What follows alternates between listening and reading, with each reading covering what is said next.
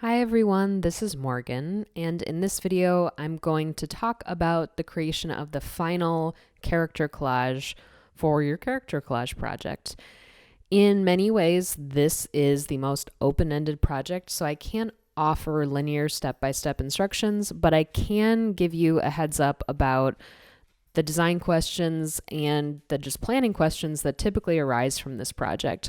I'm currently scrolling through my 3 rough renderings, and again, you only need to make 2, but these are the rough renderings that I have to choose from in order to pick one to carry through to that final project. As a reminder, you really should check in with the instructor in between completing Journal 4 and the final project. That can be during a class session, that can be just a quick email or a video check-in, but it's an important step just so we can maybe see potential barriers to one collage being successful or reasons why one is especially strong. So once that has happened, you want to find your 15 by 22 inch piece of watercolor paper. It's up to you if you want to lay out borders or not. Also, if you have alternative backing boards, that's okay too. Sometimes a piece of poster board or even, another substrate does the job just fine. This kind of leads to your first design question, which is what media will you work with? So you need to work with at least 3.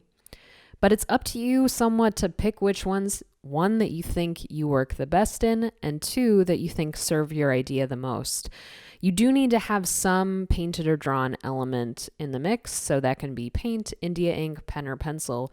But beyond that, it's kind of up to you. You can use photography, cut paper, found imagery.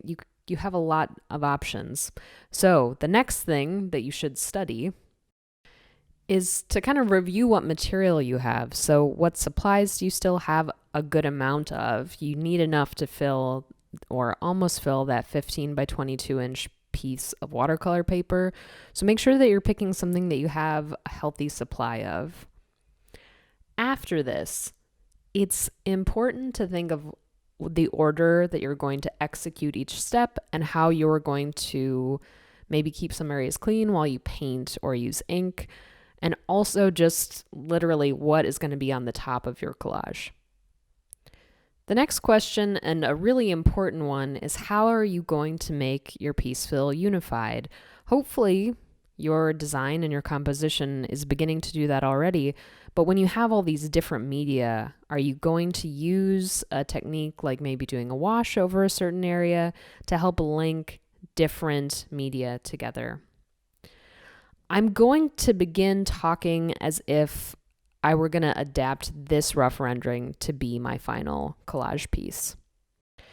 The first thing I'm going to think about is how I want that background to be rendered in the final. And part of that is just practical. The landscape or the background is probably what you will lay down first. So it's a photograph. If it was a high resolution enough photograph, I could consider printing it out and just gluing it to the back. That poses challenges for us because at this scale, 15 by 22, if I'm printing from a regular printer and using letter size paper, I would need to print it out in quadrants and glue it together. Since aesthetically, I don't know what this particular piece would gain from that process, I'm inclined to try to pick another process. So if you have India ink, or if I had India ink, I would probably elect to go with that. Alternatively, I could do a simple sketch or a drawing because it's not a complicated landscape. I think I could render the essential elements, the horizon line, the ocean, texture, the sky, that kind of mountainous cliff formation, and maybe a suggestion of the characters in the foreground also. With that element sorted out, I would probably begin considering the figure because it's the most important element, arguably. I applied a filter to this image in Photoshop so I could see how it would look as a contour drawing. So that's always been the plan. It would be pretty easy to use a tracing and lead transfer process with the image shown at 100% in Photoshop, and I could just scroll to this little chunk. So I could get an exact to scale transfer of this image as a contour drawing anyway. Alternatively, if that started to feel challenging, since the background is ink and I've got that box checked off, I could just elect to print out a black and white image of this figure, since that achieves similar things. It's, black and white. It's going to be kind of a simplified photocopy quality of it, and it will in some ways bear a close resemblance to this image I have now in Photoshop. With either approach, you've probably noticed I'm starting to talk about scale. And if you did your pieces at 7 inches by 10 inches, you basically have to double the scale. So you can do, a simple math formula of measuring an image and doubling the width and length to figure out how big it needs to be for your final piece. In Photoshop, I actually made my collage 15 inches by 22 inches. So if I just put this image at 100%, I could probably just, again, trace over it on my laptop screen. Alternatively, it is just probably barely small enough to be printed on a single piece of letter size paper. So that's the figure sorted out. I could choose either approach and they would work well. The next thing I want to talk about are those fishes. And I think in some ways that's what really makes this collage. It connects the figure and that weird interior space to the background. I'm bringing them up now because they would be a super challenging element to include exactly as they are, just because when I counted them, I realized there are 21 fishes. They start off relatively large, probably 2 or 3 inches long, and gets progressively smaller, which is part of why they create the illusion of space. But that means cutting out about 10 of them is probably going to be pretty easy, but the second half will be tiny and challenging. I would probably still say they're worth it. I liked the weird 19th century quality to this illustration. I don't want to try to fake that with other media. And in this particular collage, I don't have a lot of other insanely scary X-Acto work happening. In fact, the main other significant piece of X-Acto work is probably cutting out that severed finger, which again, won't be easy. X-Acto is never easy, but it won't be super challenging. So I would probably elect to print out both of those and X-Acto them out and glue on individually. Just like with cut paper, you'll want to factor in being really careful with your glue work so that you're not destroying, some of the high quality X-Acto knife work you've hopefully done by that point. The final element to consider are those 3 ovals. So the oval on the figure is something I would probably elect to execute with paint at this point. If I had enough blue paint lying around, it's a pretty simple image. I could probably render a clear enough version of it with paint.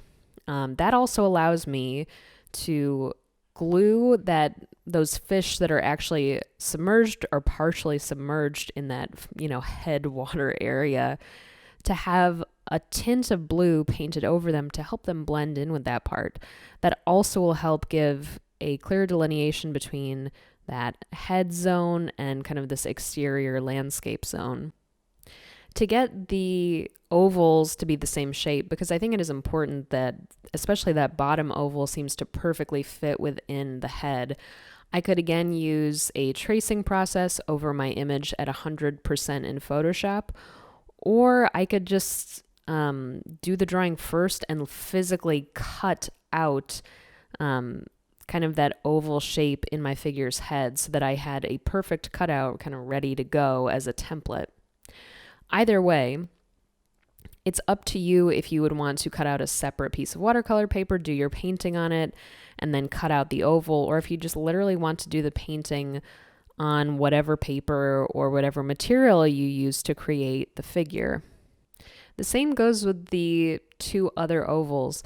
I would say that for me, the easiest approach to this, if I'm doing indie ink on the landscape, would be to just paint directly or use the ink directly on the watercolor paper, have a completely separate piece of paper with my figure that also contains that blue oval, and then just cut out the black and gray ovals separately and paste the severed finger on. So just through trying to do kind of practical problem solving, that would be my order of operations, and that would be the way I tackled this particular piece. We found ways to create color connections or link different parts of the image. That's what your planning stage between Journal 4 and the final project will be like, a lot of problem solving. So that's it for the character collage. Please shoot any other questions my way, and thanks for making it to the end, everyone.